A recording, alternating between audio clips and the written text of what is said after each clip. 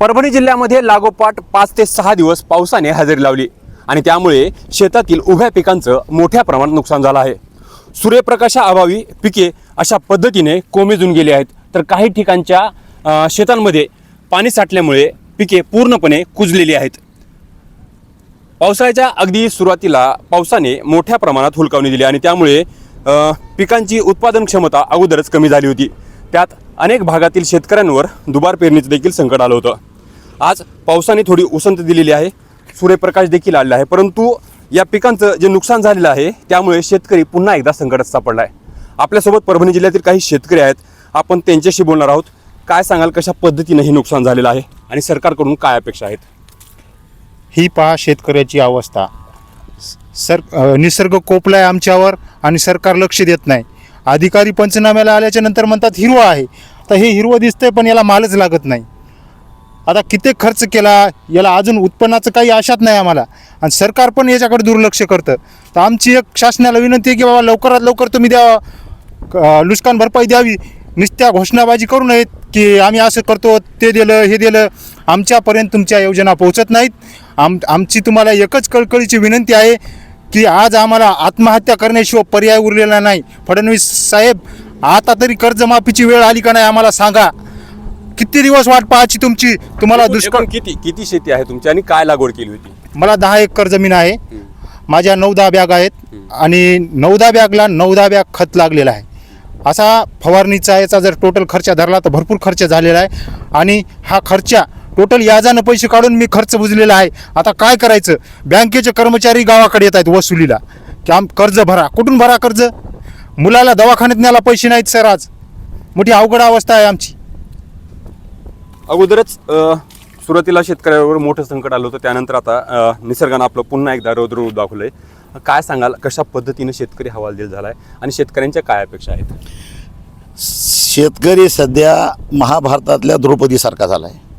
म्हणजे एकीकडं प्रशासन साडी फेडतंय आणि व्यवस्था जी आहे ही आंधळ्याप्रमाणे सगळं तमाशा बघते धुरराष्ट्रासारखं। आम्हाला अपेक्षा आहे की कुठला तरी कृष्ण यावा आणि आमच्या शेतकऱ्याची साडी वाचवावी, पण ही परिस्थिती दूरपर्यंत दिसत नाही। परंतु राजकीय व्यवस्थेतील दुर्योधन हे तमाशा बघून हसतायत। ही अत्यंत वाईट परिस्थिती शेतकऱ्यांची आहे। अनेकदा पंचनामे होतात, पंचनामे कागदावरतीच केले जातात, त्याच्यावर कारवाई होत नाही। मागे जेव्हा अतिवृष्टी झाली, गारपीट झाली, त्याचे पैसे अद्याप मिळालेले नाही। या अगोदर मागच्या महिन्यामध्ये पाऊस आला आणि दोन्ही म्हणजे 4-5 नद्याला पूर आला आणि साईडची खरडण वाहून गेली शेतकऱ्याची। तर त्याबाबत तक्रार केल्यानंतर जिल्हाधिकाऱ्याने पंचनाम्याचे आदेश दिले। 15 दिवस झाले त्याचे पंचनामे झाले नाहीत आणि आजही तलाठी गावामध्ये यायला तयार नाहीत, चिखलामध्ये उतरायला तयार नाहीत। कुठेतरी कोपऱ्यावरती बसतात आणि कागदाने पंचनामे करतात। आम्हाला वाटत नाही की ह्याच पंचनाम्याच्या धूर्त खेळामध्ये शेतकऱ्यांच्या हाती काय लागेल, कारण की आमचा आलेला अनुभव अत्यंत वाईट आहे। सरकारनं पंचनाम्याचे तर आदेश दिलेत, मग आता तुमची काय अपेक्षा आहे? नेमकं काय बदल झाला पाहिजे याच्यामध्ये? पंचनामे आमची अपेक्षा आहे की पंचनामे कागदावर होऊ नयेत। म्हणजे तुला गोळी दिली पण त्या गोळीमध्ये कंटेंट नसतील तर त्या गोळीचा असर होणार नाही ना। तुम्ही तिथून जनतेला दाखवण्यासाठी, शेतकऱ्यांची दिशाभूल करण्यासाठी सांगता की आम्ही पंचनाम्याचे आदेश दिले, पण मुळात ते पंचनाम्याचे आदेश वरून खाली यायला आणि खालून परत त्या तलाट्यापर्यंत यायला 2-2 महिने जातील। मग 2 महिन्यामध्ये ह्या शेतीची अवस्था काय झालेली असेल?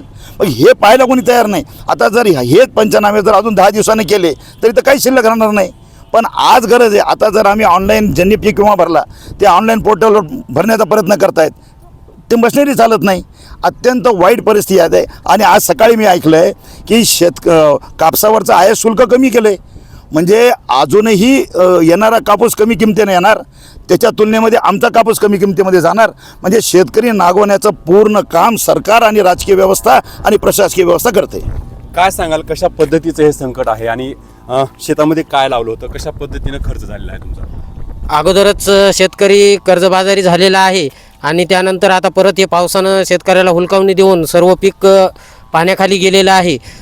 सोयाबीन लावलं होतं शेतामध्ये, सोयाबीनचं अतिशय नुकसान झालेलं आहे। अतिशय म्हणजे सोयाबीन अजिबात हातामध्ये येत नाही आहे, पूर्ण सोयाबीन पाण्याखाली जाऊन नुकसान झालेलं आहे।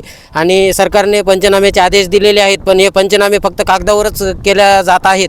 कुठलाही अधिकारी शेतामध्ये येऊन पंचनामे करायला तयार नाही। पंचनाम्याचे आदेश दिलेले आहेत, तुमच्या शेताकडे अधिकारी आलते, कर्मचारी आलते का काही? आत्तापर्यंत तर एकही अधिकारी आला नाही आणि आम्ही तलाठी साहेबांना सुद्धा फोन केले होते पंचनाम्याचं काय झालं म्हणून. साहेब तर ते म्हणतात की आम्हाला आदेश दिले नाही कलेक्टर साहेबांनी, असं म्हणत होते अगोदर. तर आज ते कुठेतरी त्यांना आम्ही भाग पाडले येण्यासाठी आमच्या गावाकडे या म्हणून, तर आज ते कुठेतरी येण्याचे प्रयत्न करत आहेत. आजपर्यंत अनेक आलेले नाहीत.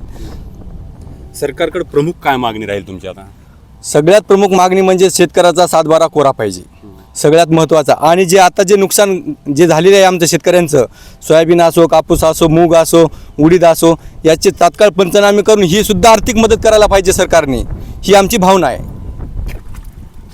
एकूणच शेतकऱ्यांचं ज्या पद्धतीनं हे नुकसान झालेलं आहे त्यावर शेतकऱ्यांना संपूर्ण कर्जमाफी आणि हे जे काही नुकसान झालं आहे त्याचे लवकरात लवकर पंचनामे करून मदत देण्यात यावी, तरच शेतकरी जगेल असं शेतकऱ्यांचं म्हणणं आहे. आणि त्यामुळे मायबाप सरकार या शेतकऱ्यांकडे कधी पाहतं आणि कशा पद्धतीची मदत देतं हे पाहणं औत्सुक्याचं ठरणार आहे. विशाल माने, न्यूज 18 लोकमत, परभणी.